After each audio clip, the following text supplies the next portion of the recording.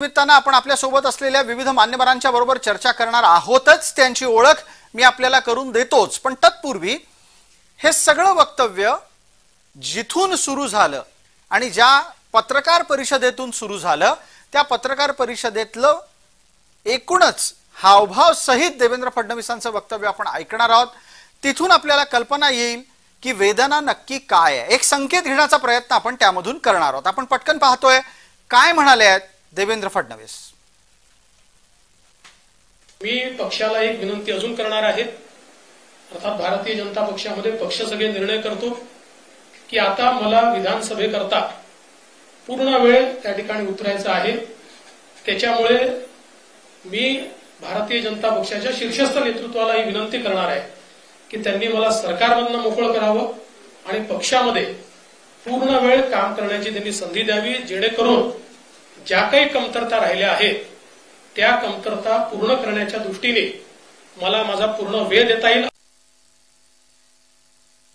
असलं तरी जागा कमी आलेल्या आहेत, ही फॅक्ट आपल्याला या ठिकाणी मान्य करावी लागेल आणि एकूणच या निवडणुकीचं नेतृत्व हे एक प्रकारे भारतीय जनता पक्षामध्ये मी करत होतो। त्यामुळे या ठिकाणी जो काही पराभव झाला असेल, ज्या काही जागा कमी आल्या असतील, याची सगळी जबाबदारी ही माझी आहे, ती मी स्वीकारतो।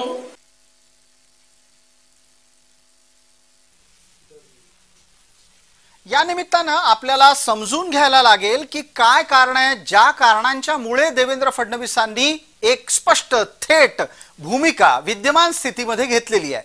देवेंद्र फडणवीसांनी हा चकवा निर्माण केलाय का, आणि हा चकवा नसेल तर कोणत्या चक्रव्यूहात देवेंद्र फडणवीस अडकले आहेत याची एक संभावित कारण विश्लेषणाच्या माध्यमातून आपण लक्षात घेणार आहोत।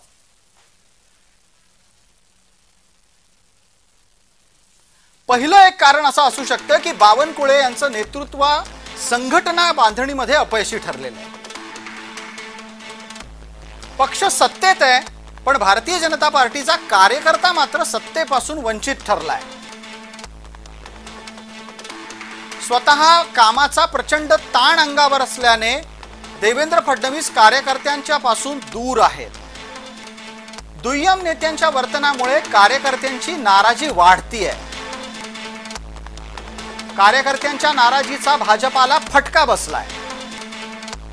शिंदे आणि अजित पवार यांच्या क्षेत्रातल्या घुसमटीमुळे, म्हणजे शिंदे आणि अजित पवार हे पक्षाच्या सोबत आल्यानं भाजपींची घुसमट झाली आहे। संघटना विस्कळीत असल्यानं विधानसभा जिंकणं अवघड आहे हे फडणवीसांच्या लक्षात आलेलं आहे। आणि जर समजा विधानसभा जिंकली नाही तर राजकीय कारकीर्द धोक्यात येईल याची कल्पना सुद्धा त्यांना आलेली आहे।